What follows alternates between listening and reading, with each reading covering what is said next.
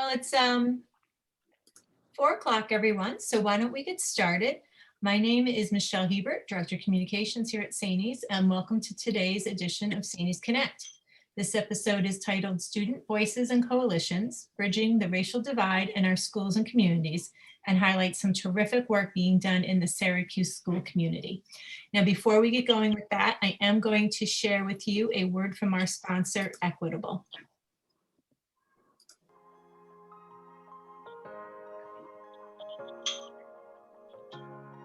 In today's world, companies are defined by what they stand for.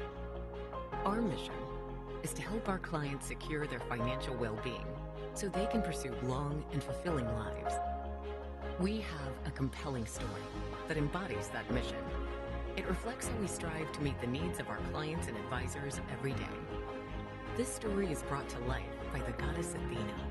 She's been by our side since 1859.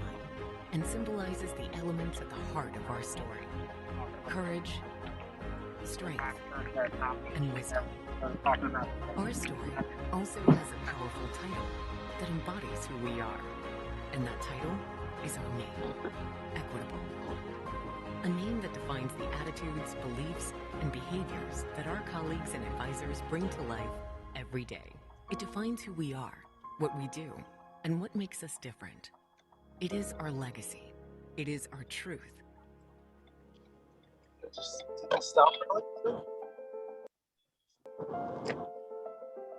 All right.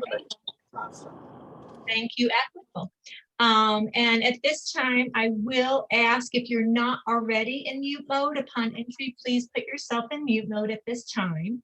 And because it's a big group today, so we're going to use the chat panel throughout the presentations for question and comments.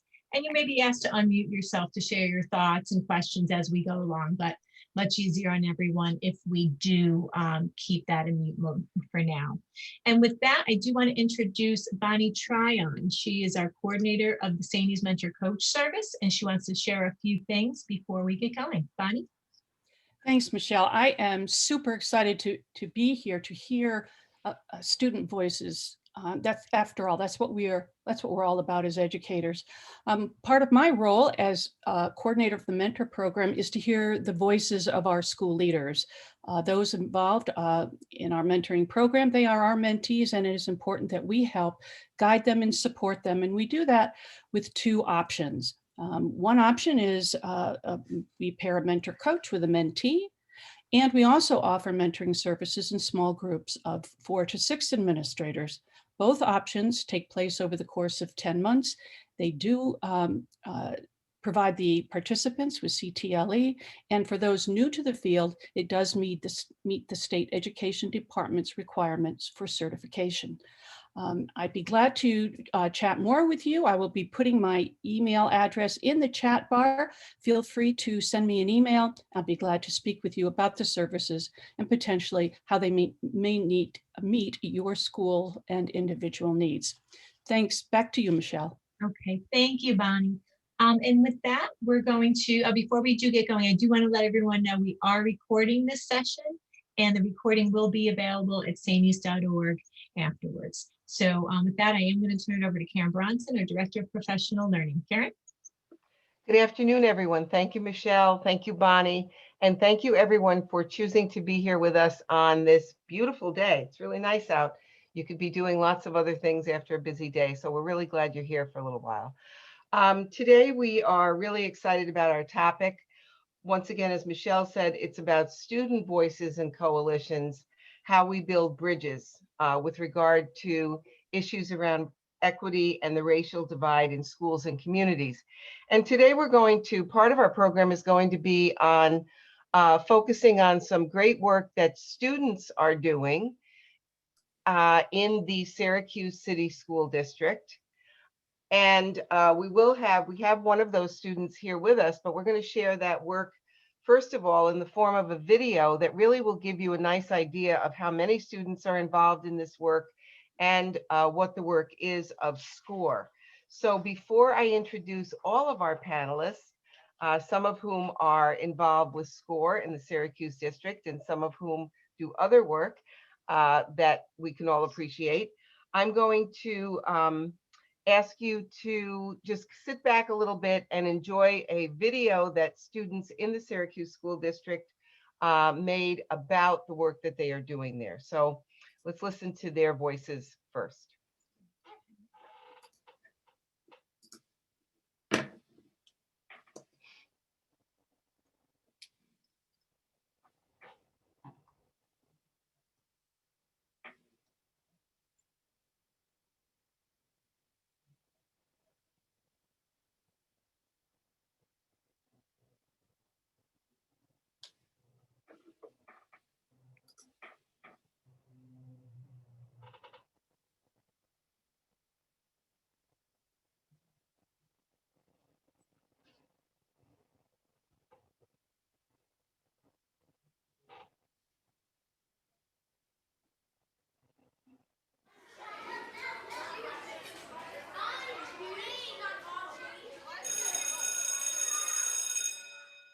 All New York City schools shutting down starting tomorrow. The mayor called it a painful decision, but the right one to protect students, families, and staff. Now, the mayor also Virus announced outbreak began. Health officials have preached that COVID-19 doesn't discriminate, that it's an equal opportunity killer.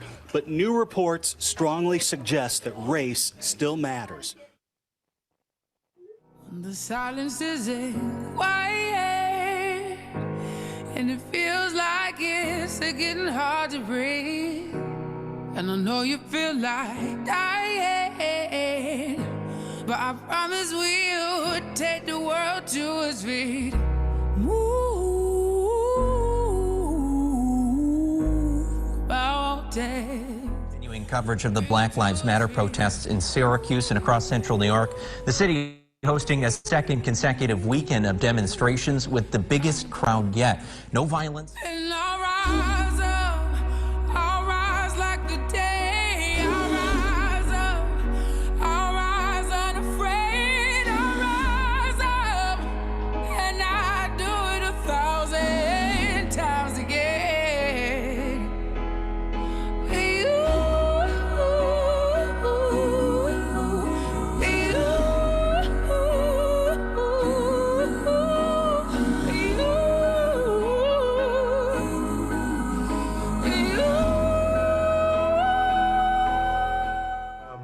This is somewhat new, where we have young people in a train-the-trainer model. I think you all can be trendsetters across the country if this goes well, because for young people to be able to provide this information, not only to adults, but to each other, I think has a lot of promise. It's great to be with you all. I'm excited to share some history, which is my area of specialty and expertise. The point is, you're not going to get a lot of people. Most social movements will not get the majority of people, although their social movement may touch the majority of people. The good news is you don't need a lot of people. You don't need, people, you don't need everybody struggling for 60 years or for 356 days, right? 367 days in Montgomery bus boycott. You just need a handful of people who are dedicated, right? Who are willing to sacrifice, who are willing to put in the time and effort, and they can make a big difference. And that's not just in the community, that's also in your schools. Welcome staff. My name is Maisha Watkins. I am a sophomore at Henniger High School. I will be one of your score leaders for the implicit bias workshop. Hi, my name is Albert. I'm a senior at ITC. I will be proceeding on and talking to you guys more about the stats. And this chart shows another example of disproportionate of Black African Americans and compared to white students enrolled in school. Hi, my name is Layla Dito, and I go to PCLA at Fowler. And my topic is about before slavery ended. And learning about Black history is important for all students, and it's imperative to help Black students learn about themselves. In the Constitution, we had the opportunity to get rid of slavery, but instead we built protection for slavery. In the chat, will you all get some examples of protection that was built in? Hi, I'm Joe Watkins, and I go to Henniger High School. And I believe we teach Black history because in school we don't learn much about it, and I believe we should learn more.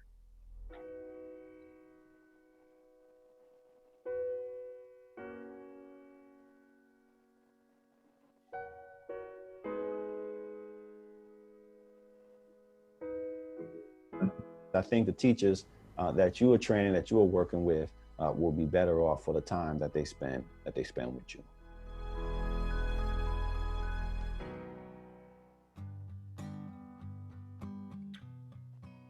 Hello, my name is Natalia Amato, and I will be telling you about SCORE.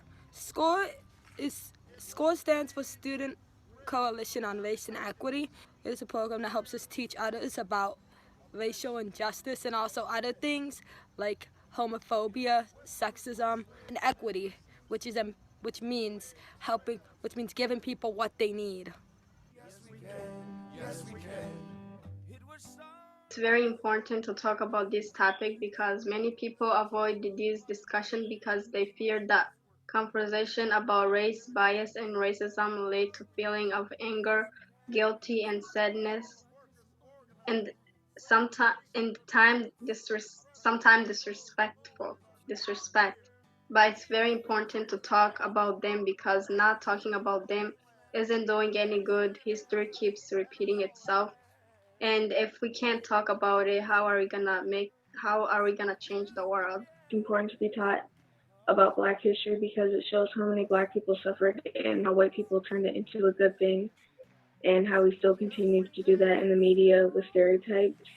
Whitewashed history is what is standard in U.S. schools, and we don't learn about real history until we're older or if the teachers decide to teach it to us.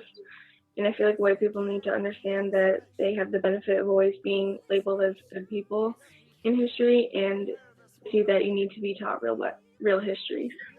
SCORE has such a big impact on us as peer leaders, SCORE leaders, because we got to actually learn about these things and then teach it. Like we got to understand like what we need to fight for in a school district, like what we need to learn and what our peers need to learn as teens, what we need to learn our history.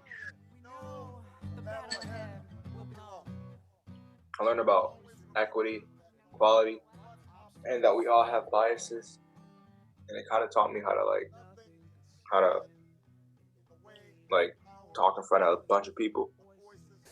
I learned new things during the summer that I never knew before, and now I've been teaching my friends, and they understand, and I understand what's been happening in the world around us even more in depth than I actually thought I could. SCORE impacted my life very much because I haven't known. It made me watch out for things that I should watch out for and what I shouldn't. It basically is teaching me as a person to grow up a little bit and be outgoing and outstanding. Thank you. I love SCORE.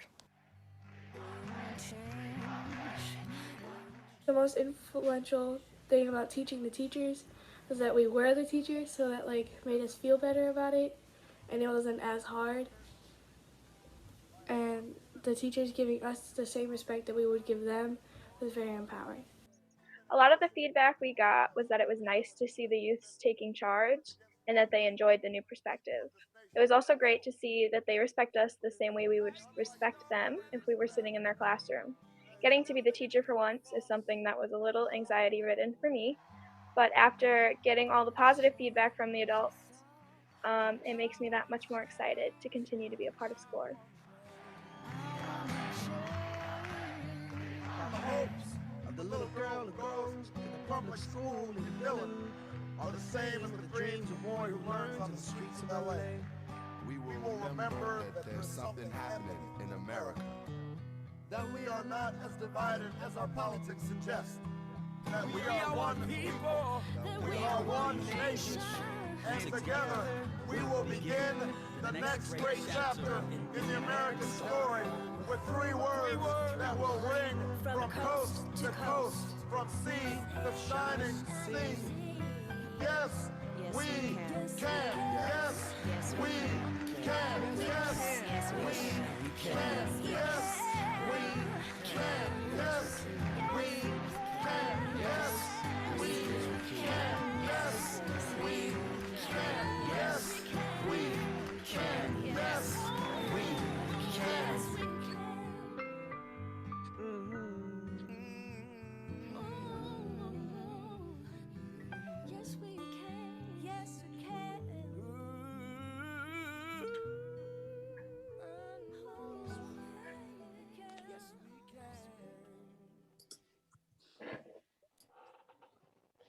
Thank you. I don't think we could have said it any better than they did. So thank you to all of the Syracuse students who took part in SCORE and who just helped us start to understand what SCORE is. This amazing program actually went into their communities over the summer and talked to members of the larger community, and then turned that into actual equity training for the teachers and other educators in their school. So I think that's pretty amazing, and I'm sure you do too. So at this point, please just join me in welcoming our panelists today. First of all, two students were really instrumental in helping us plan this panel, two SCORE students. One of them, Elijah Stevens, might be joining us soon. He's in football practice right now, but we think he may be here. And Albert Scipio was here planning with us a couple of weeks ago. Albert is here with us today. Elijah is a freshman at Corcoran High School, and Albert is a senior at the Institute of Technology in the Syracuse City School District. So please join me in welcoming them. And the other members of our panel today, Tasha Thomas Neal is, I'm going to kind of say, the mother of the SCORE program. She is the Director of Equity and Inclusion at the Onondaga County Department of Children and Family Services. Tasha was primarily responsible for developing SCORE in partnership with the Syracuse City School District. Welcome, Tasha. I'd like to welcome Natalie McGee. Natalie is an executive officer at Progression Partners and doing amazing work around equity inclusion all around New York State. I'd like to welcome our own Dr. Scott Comas. Scott is principal of Brooklyn Avenue School, Valley Stream, UFSD number 24. And Scott is also a member of the SAANYS Executive Board of Directors and the SAANYS Diversity Committee. So thank you, Scott, for being here today. Thank you, all of our panelists and all of our students. I'd like to just remind you to keep posting, okay? Post questions in the chat bar. And not only questions, but if you have some examples of some good things that you're doing in your district around the topics that we're focusing on today, please post those and share your own thoughts, ideas, suggestions, because that's really what these SAANYS Connect panels are all about. These are not formal presentations by any means. These are conversations where we like to bring you all together around the topics that mean most to us right now. So please keep posting those comments, and we're going to get started. I'd like to start with Tasha, and I'm going to ask Tasha to tell us, now that we've seen the very, very helpful video, tell us a little bit about how SCORE actually got started from your perspective, how it's accessing students' skills to move the work of equity forward in the city of Syracuse. And of course, all of us are listening to see how perhaps we can do more in our own schools and districts to bring student voices to the center in the important equity work and training that we're doing. So Tasha, welcome once again, and thank you. Thanks, Karen. Thanks for having us here, and thanks for showing that video, which I think does a wonderful job highlighting the great work that the students did over the summer. I noticed that Melinda Crosley from the Syracuse City School District is on this call, and Melinda not only put that video together for us, but was instrumental in developing SCORE over the summer and supporting the students in our 6-week initial training and then ongoing.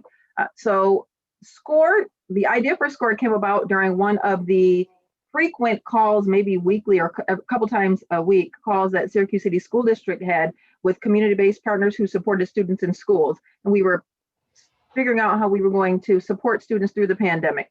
Excuse me, I'm admitting someone. And like the video said, it was right after the death of George Floyd, and we were trying to figure out how we do things differently, right? You know, how do we touch people's hearts? How do we build empathy? How do we support students dealing with the pandemic, but also dealing with all of the racial violence against Black people that was on display over the summer? How do we support them? And I remembered a conversation I was having with someone, and they mentioned something like community should be involved in their healing. And that kind of stuck with me. And I thought about that, and I said, wow, what communities are we talking about right now that everyone on the call has their fingers in? And then it just hit me, you know, students. Why aren't we using students in this work? They're an untapped resource. They have so much potential. And so that's where the idea for SCORE came about. It was like, wouldn't it be cool if students led workshops on race and equity for the community, starting with educators? And the entire partner network was excited and said absolutely. And the school district jumped on board and said, how can we help support this? So within 6 weeks, we met with partners, we developed a curriculum, we developed a training, we secured funding to be able to pay the students as experts. We did a lot of stuff in that 6 weeks. We interviewed students, and then we started our initial SCORE training. And it took place for 6 weeks over the summer via Zoom every single day. And the students were troopers, and they were bright, and they were energetic, and they taught me a lot. They taught all the adult support partners a lot. And at the end of the summer, they provided the new educator orientation training around culturally relevant education to, I think, over 300 SCSD new educators. Since then, they completed 2 3-part workshops for educators. One of the topics is Black history, the other implicit bias, and the third white privilege. Those are all topics that the district said we want the students to focus on right now. We're going to build more later, but they started with those topics. And just yesterday, they started their 3rd cohort of those workshops. And yesterday, they trained over 1,000 people from the district. So it's really growing. It's really growing. They have been asked to facilitate book dialogues with libraries. They have participated in developing 2nd grade curriculum for the Syracuse City School District. They are stakeholders in a research project about racism and algebra. And so their impact in the community is really being felt. Tasha, that's amazing work that was done, and I'm going to say in record time. Yeah. It's really absolutely amazing what you and the students accomplished in that amount of time. Milena, we're so glad you're here with us. We didn't expect you to be here, but welcome. That's a great video. What can you add? I think I was so impressed with the students and their ability to take very complex and dense information and turnkey it so quickly. I was like, without words to the whole process, especially in such a time of stress where people were, experiencing fear and food shortages and loss of jobs and being thrown into new roles where now they're taking care of siblings and also trying to continue their education. So I think more than anything, it was just truly inspirational for me to see the students work through that and be so committed and dedicated to the project. Thank you, and thanks for being here today, and thank you again for a wonderful video to get us started. Absolutely. I think, many of us here have worked with students and in schools for a long time, and I think one thing we know is if you want to hear the truth, ask students. And this is truth. Programs like this that bring in student voice are programs that really are so valued and so appreciated. And, everything that I'm hearing about SCORE is that the reaction on the part of faculty and staff who received the training from the SCORE students all want more of it. And that's why, Tasha, thank you for helping us understand kind of new ways and new directions that SCORE will take. So this is really amazing work. I want to go next to Albert. Albert is one of the students who helped us plan. And Albert, I just would like you to just tell us about your work with SCORE. Tell us what you learned by working with your home and school communities through this great work. I learned a lot. I learned certain things that they won't teach in schools. I've learned a lot about biases, such as implicit biases. I learned a lot about equity. I just learned, it's like a lot of stuff that I learned in SCORE. Yeah. Thank you. What would you like the kind of adults in the room, and I said when we did this planning, we can't think of a better time than the students who are here with us to be surrounded by a whole bunch of principal types. I mean, really, so thanks so much for being here on a nice day. Is there anything else that you just want us to kind of know if we want to do more in our own schools to bring students into the process? Ask that again. What do you want the grown-ups to know about the kind of work you do with SCORE? Well, a lot of information is like hard to hear, so I would just say, if you were to attend a workshop, to be mindful of what you're learning and to really pay attention. Thank you. Thank you so much for being here again, Albert. Okay, we're going to, I'm so happy to introduce Natalie McGee. Natalie, tell us about your work around the state, how it connects with the very important work that SCORE is doing in Syracuse.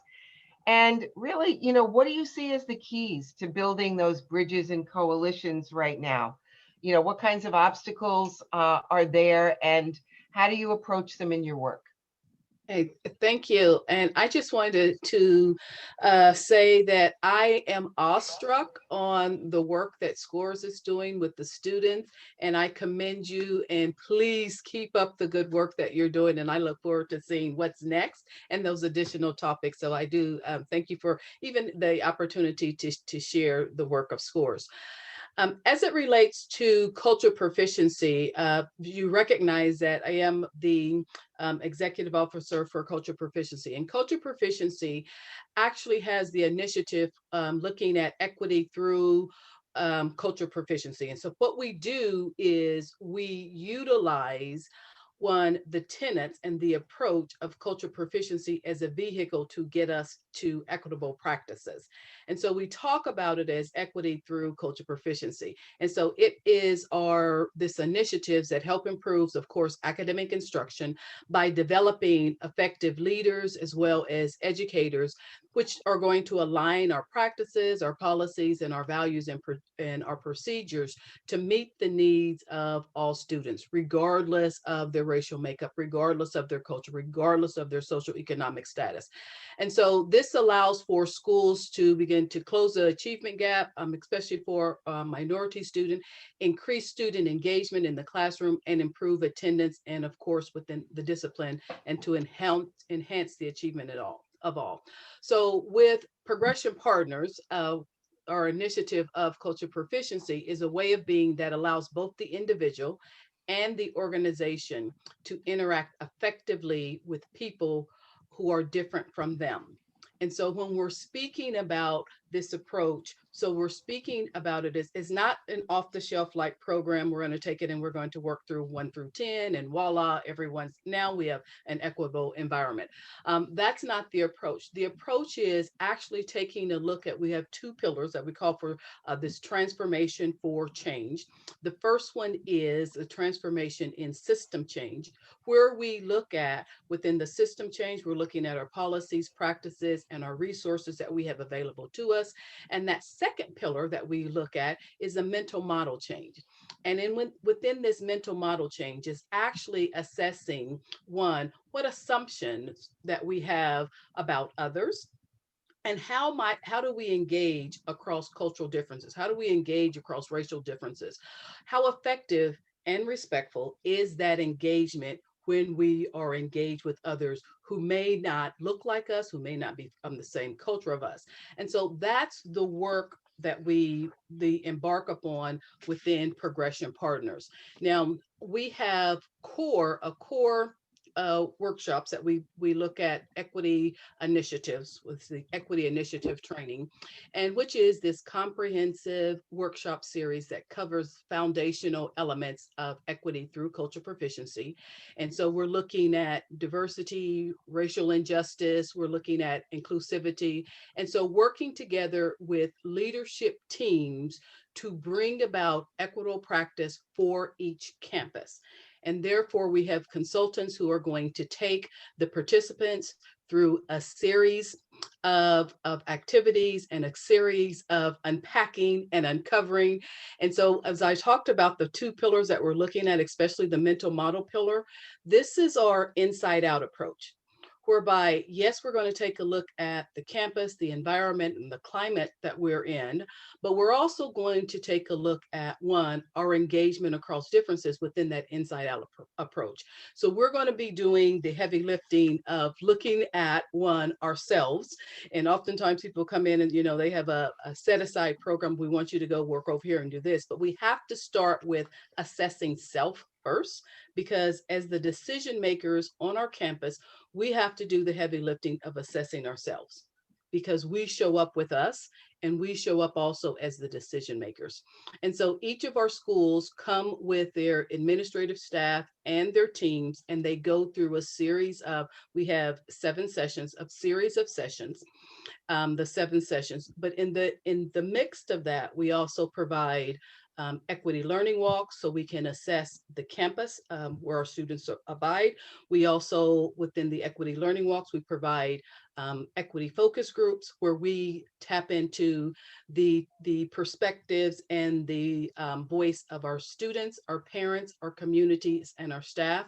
And we utilize these as data points, because at the end of our Equity Institute, each of our teams, our school site teams, are going to create an equity plan for their campus. And then this equity plan is then moved into implementation for the next school year.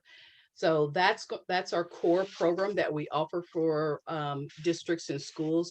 Additionally to that, we also provide, of course, culturally responsive teaching. We provide curriculum alignment, and we also provide the job embedded school site support, so that when we're finished with the plan, we don't just leave you, right, and say, now that you have a plan, go make it work.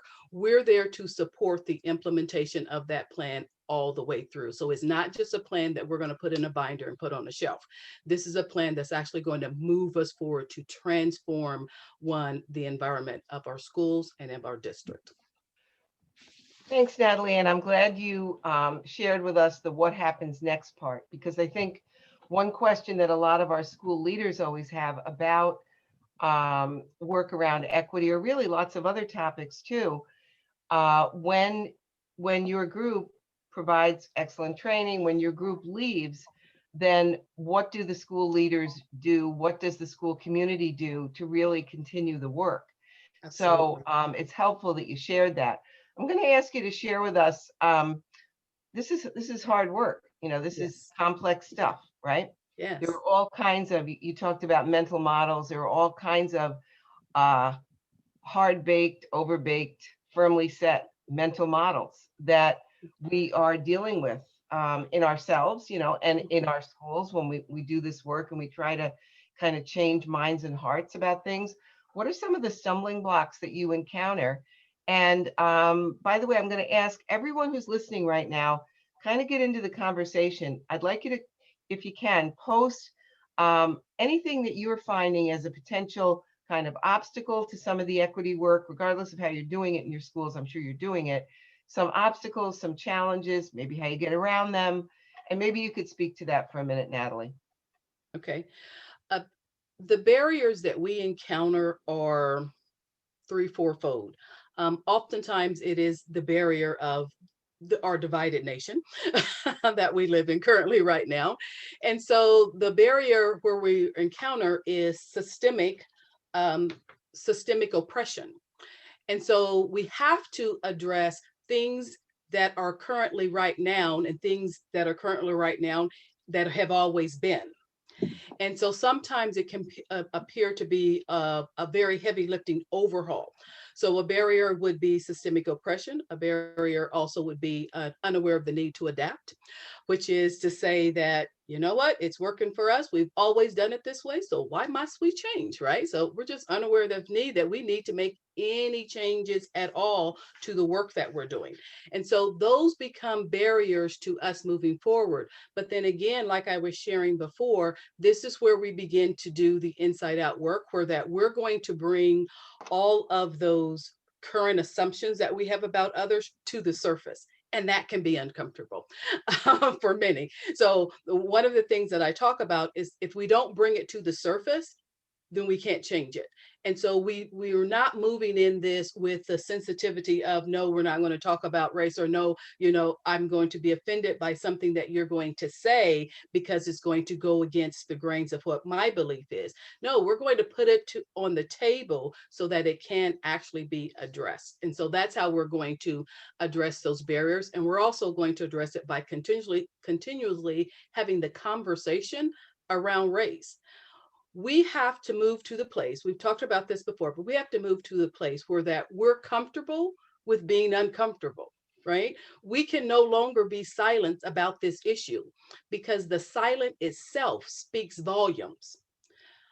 The silent itself says it doesn't matter, right? And it shouldn't be addressed. And so in turn, what we see, and then our students pick up on this, that they are devalued in this space of learning. And so when we bring it to the surface, when we bring the differences, the racial differences, the cultural differences to the surface, as well as my upbringing, because a lot of when we talk about these mental model shifts were based upon historically how I was brought up, right? What I learned, how I learned about race. And so we talk about, has those things changed as I grew up, or am I still holding to some of those truths or some of those misinformations that I had with growing up? And so it's a lot of unpacking. It's a lot of activities that we work with, because here's what we recognize. Everybody, one of the things we talk about, everybody has culture, right? And so we all come into this space with our own cultural makeup, our own cultural differences. And sometimes we may look alike, but we have different cultures. And so recognizing, coming into this space with our culture as educators, as staff, we have to be aware of our culture and when it's coming forth, in turn to help our students. Because if I am not aware of my own cultural norms, if I'm not aware of how I show up into this space of learning, and oftentimes we have our white staff feeling like they have no culture. Yes, you have culture. And so if we're not aware of when our culture shows up, then how can we assist the students who are in an environment that is outside of their cultural norms? Right? So the awareness has to be there so we can help them to code switch. Everybody has to code switch. It is a necessary skill. So how can I help them and not penalize them for bringing their own culture to the classroom and to the school? Thanks very much, Natalie. You give us a lot of good things to think about, and you bring up a lot of tough questions. And certainly that idea of getting comfortable with discomfort is kind of part of the whole process. Scott, thanks so much for being here at the end of I'm sure long work day for you. You are doing this work every day in your school in Valley Stream. You are a principal in one of the hardest hit areas over the past year. And I'll share with everyone one idea that you've shared with me is that we never learn very much in calm seas. We learn a lot when those seas are pretty rocky, and they've been pretty rocky over the past year. So what have you learned about community connections, process, and some of the things we're talking about in your school and in your school community over the past year?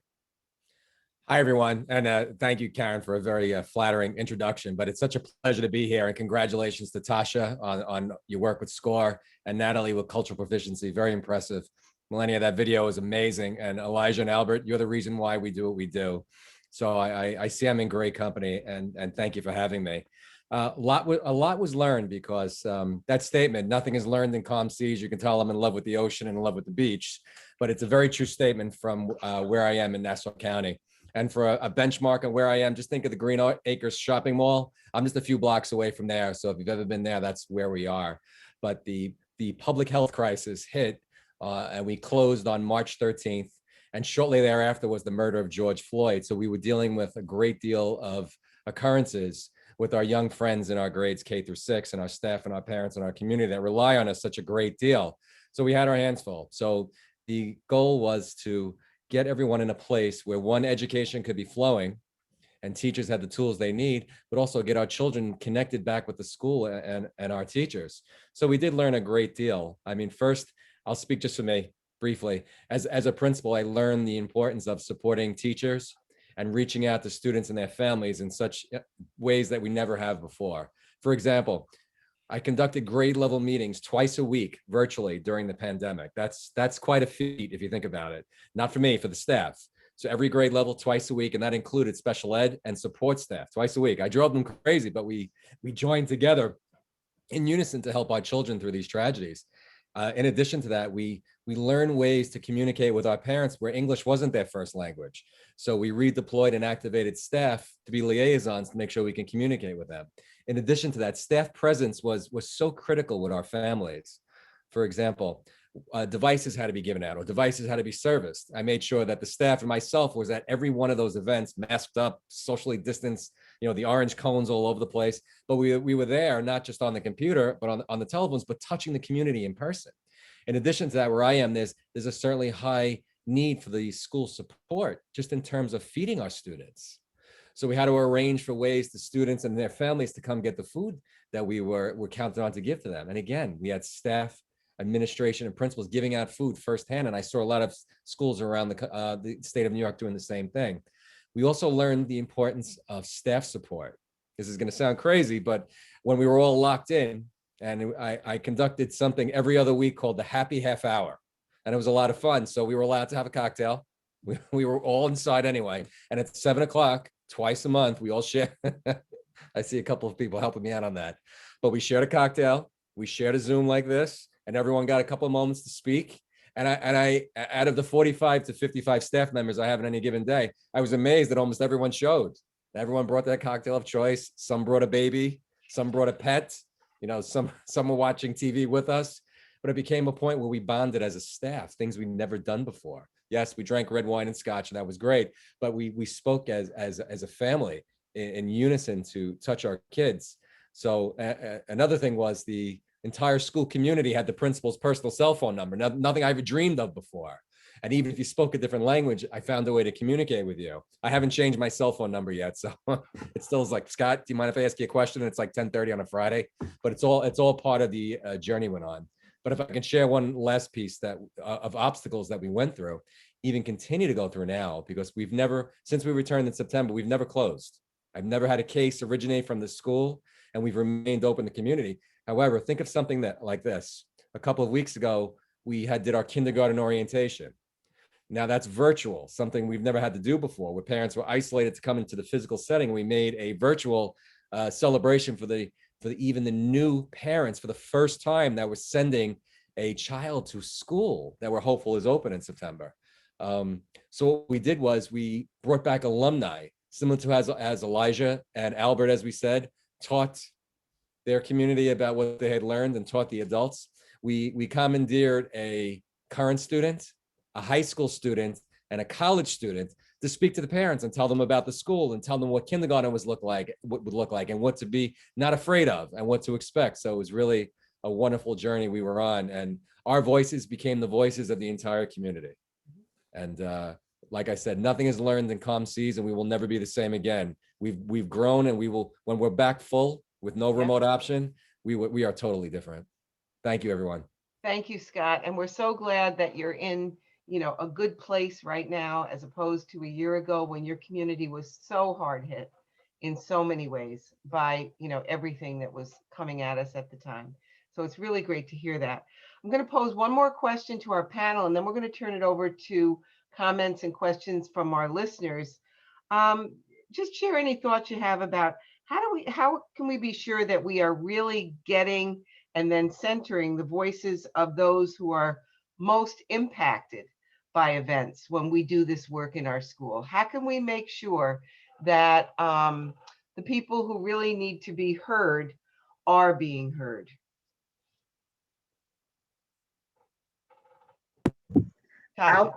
I'll share, and I will build off of what both Natalie and Scott said, because they both said some amazing things. I heard Natalie saying a lot about self-awareness, like being aware of yourself and doing your own personal work. So I think that's the most important thing, to do your own personal work. So a lot of stuff in the chat about bias, right? We all have it, but we don't think we do. So doing your own personal work is the only way that you can authentically center others, because when you do that personal work and you figure out what your biases are, and you really think and reflect on, wow, how do I benefit from these systems of inequity, right? Because learning that is going to help you be able to authentically engage with people who are impacted. So I think do your own work. That's the most important thing. Well, actually, that happens simultaneously with going out and actually engaging with the community. And Scott mentioned like touching the community and being out in the community and being at those places where they were passing out food and computers and things. So having authentic relationships with the community, understanding that for us, I'd say for me, and I don't want to speak for Milena as another adult support partner, but some of the adult support partners, well, for me, I had some bias around working with students, right? And supporting students and leading this work, stuff about adultism, stuff about, oh, students don't care about this stuff. They don't know the history, right? They don't understand technology. And I had to get out of that and realize what was happening for me, and realize that that's just my own stuff. Those students are stars. They are experts. Also realizing that people are the experts in their own lives and we are not the experts. And so I don't know if Natalie talked about being uncomfortable or if I saw it in the chat box, but we have to get comfortable with being uncomfortable. Centering other people means that we take back seats. And I think all of us are used to being in the center and driving the bus, and we need to support other people in driving the bus and determining where they're going, the routes they're taking. And we might help, fill up the gas tank, right? But they're deciding where they're stopping, who they're picking up. And so those are kind of three things that I'm thinking of. Thank you. And you mentioned, doing work on ourselves, getting in touch with our own biases that we may or may not be aware of. It's hard work. And I'm going to say, I don't think we can do it alone too well. I don't think too many of us get up in the morning and say, today I'm going to go get in touch with my biases and have that work out. Like, at least I don't. What has really benefited is help with that. We need help with that. And I'm going to say that in the video that we watched, I would just mention Dr. Bryant Marks was in the video, okay? He is an example of one person whose work around the state has been exemplary in helping people do that work that you're talking about. And once again, I'm a firm believer, we need help with that. Yes. It's almost like, don't try this at home. We do. And I have to also, just kind of cite the great work, Dr. Oliver Robinson, Dr. Lavelle Brown. In fact, Lavelle is going to be doing a 3-part series for us in April, 3-part series with Lavelle. If you've been to our conferences, he was our keynote. We just can't get enough of what he shares with us. He's going to be doing a 3-part series for school leaders in April on the hard work. How you can stop being afraid to do the hard work and having the hard conversations in your school, because this comes down to really human stuff. And a lot of the human stuff always revolves around what I think is the biggest 4-letter word, and that is fear. Okay, we all hold and bring a lot of fear to change and to really kind of helping ourselves move forward, much less the people that we love and that we work with in our community. So once again, getting really high quality help and guidance through this is really very important. And Natalie, you shared so many good things about the work that you and Progression Partners do. And I just had to mention Dr. Bryant Marks, and I had to mention Lavelle and Oliver's work around the state has had a huge impact in helping us all do this very, very complex work that I don't think many of us think we can do pretty well alone. So thank you for that. Okay, so at this point, I really want to turn it over to our listeners. I don't know if Nicholas is still with us. Nicholas Godzak, if you are here. Nicholas said, my school will be adopting a curriculum, anti-bias, anti-racism curriculum centering on Tiffany Jewell's This Book is Anti-Racist. And he thanks us for holding this nice event. Nicholas, I'm glad you are here. Can you speak to that for a minute and tell us a little bit about what you are doing in your school that's centering around that work? Sure. Hi, I'm Nick. I wasn't planning on talking. I'm so sorry. So in response to the murder of George Floyd this past summer, I became I'm not an administrator. I'm a lowly educator. But I no just here. No. Just the teacher stuff here. We're teachers at heart. Gotcha. I was becoming increasingly alarmed at the lack of administrative response and lack of a statement, lack of a direction. And I walk into a building every single day that is alarmingly aligned to the dominant culture. And it concerns me that the previous speakers have mentioned, that the silence is louder than anything else ever could be. So I did like the stereotypical thing of ordering all the books that I could. I read everything that I could, and I recognize my positionality as a cis white man of what I might be able to do with the privilege that I have to be able to center the voices and experiences of persons who don't look like my student body, but to come at it from a positionality of empathy and understanding. And if we're going to adopt something like the Positivity Project, which is just a co-opt of the Black Lives Matter motto, then what are we really going to do? What tangible efforts are going to be made to ensure that the voices of BIPOC and marginalized individuals are centered in our conversations in a holistic and sensitive and respectful way? So I read through Tiffany Jewell's book, and I supplemented all of the chapters in the book. They all come with writing activities to unpack internal bias and racism. And I centered the writings of other BIPOC authors through lectures, TED Talks, Atlantic articles, Vox articles. Teen Vogue is crushing it right now about ripping apart the beauty and the makeup industry and their implicit bias. So I've designed a curriculum that seeks to target internal racism, external racism, racism as a systemic force, and then lead the kids to their own conclusions so that they can take ownership in the anti-bias work that we're doing. Thank you, Nicholas. Do you feel that you're forming kind of a team that kind of reaches across, students and teachers in your own school to do this good work? That is a great question. I don't have a good answer for that. No, I don't think that there's a team right now. I think maybe not yet. Not yet, but I think after this year, it's going to be a course that's open for 11th and 12th graders. And I think once we see the work that we do, and I love the idea of using kind of following the SCORE model as incorporating our students into the anti-bias work, because you sit down for professional development and everybody's rolling their eyes and I have no bias, everything's fine, let's just sing Kumbaya and be happy. And that's not working at all. So I think finding a way to center and uplift student voice in the process could be really helpful. Absolutely. And it's certainly a long-term process, right? Not an event. Absolutely. And so somebody in the chat mentioned the comment, we already did this. We've heard this from students, and we hear it from the adults in the room. We did anti-bias, so we don't need to do it again. When this is not only a long process, but a deep process, and we keep coming back to hard work. Jashawn, if I may ask you, Jashawn Watkis, you want to share the comment made in the chat?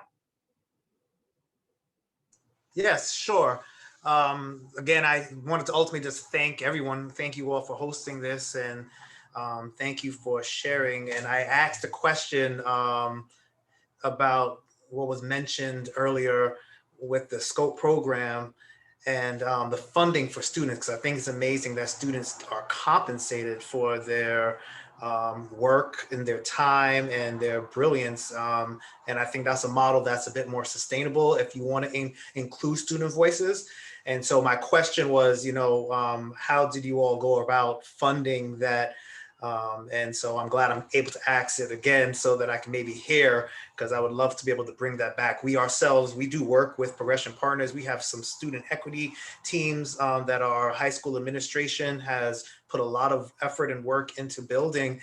And I would love to sort of amplify their voices. And I think part of that is to be able to compensate them for the amplification of their voice. And that's important. I get paid a good salary for what I do. And if I'm going to ask them to step up to the plate and do that kind of work as well, it's important to sort of treat it for what it is. And so I would love to hear how you were able to. Thank you, Jashawn. And you made some great comments about the work of Progression Partners in your district, which is great. And maybe we'll turn that question back to Tasha.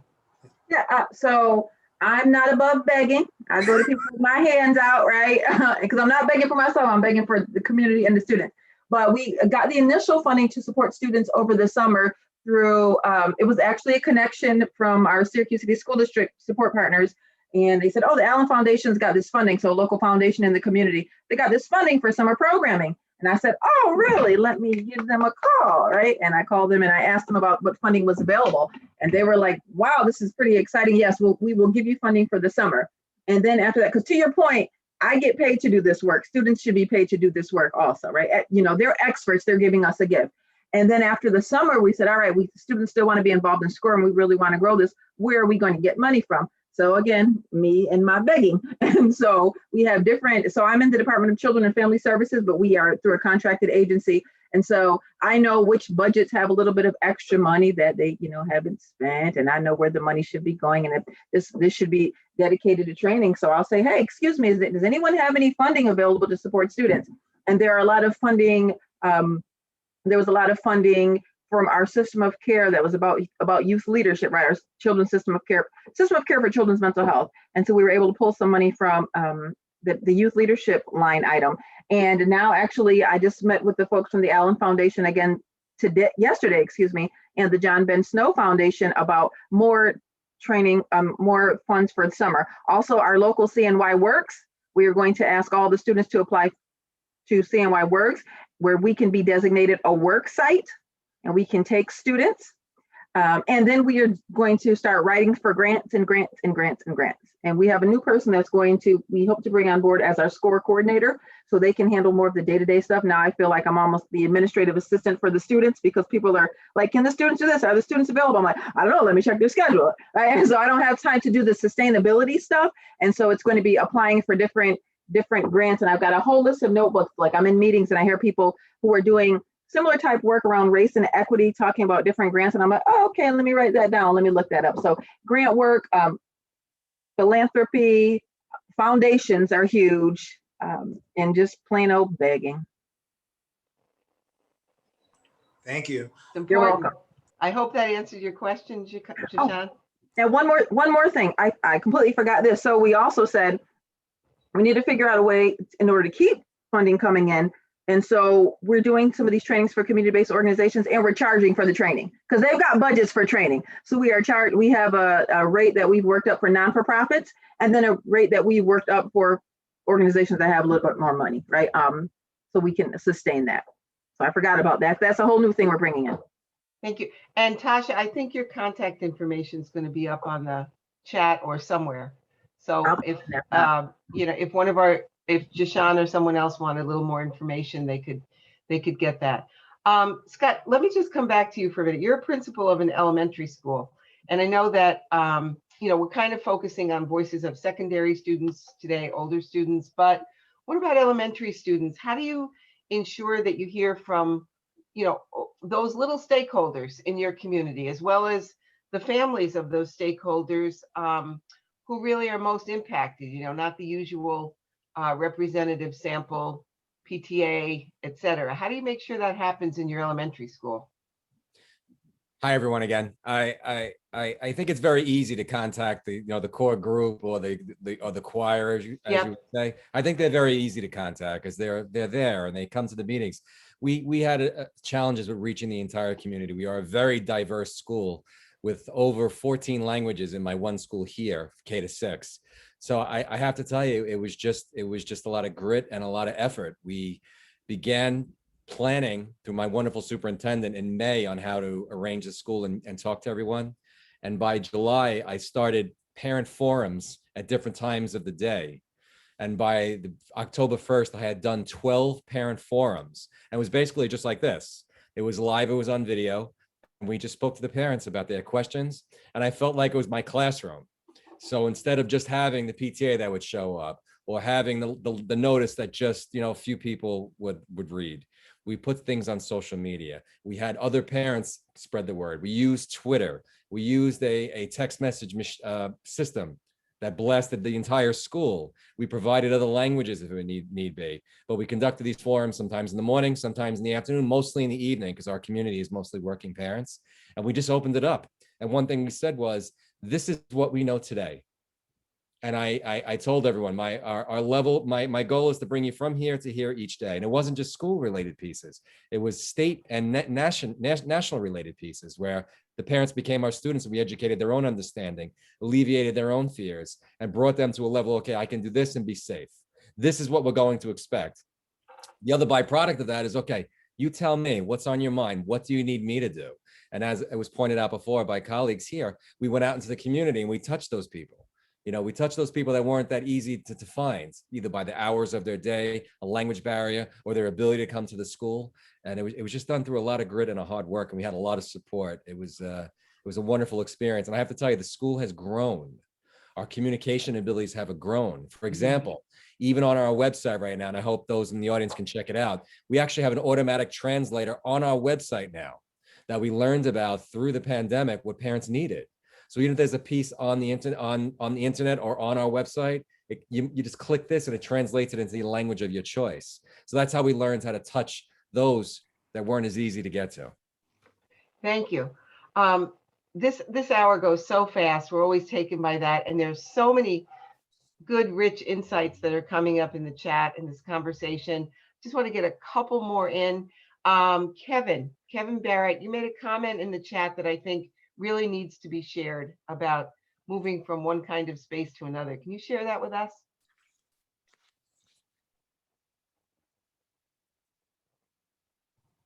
Yes. So really what I was talking about is this idea of a safe space, because what happens is, particularly for people of color, in most cases, when we move into a space, it's an all white space, and we're intimidated to talk about race because we're afraid it might be offensive, right? So we talk about it, but we talk around it.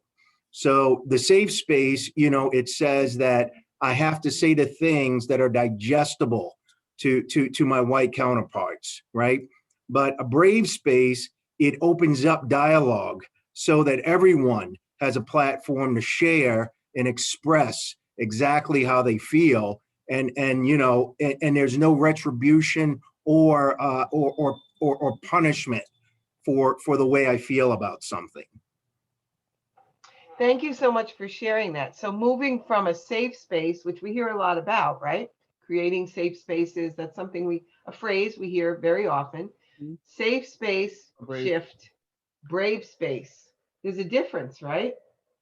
That I think is certainly one thought that I will take from this conversation. So thank you for sharing that.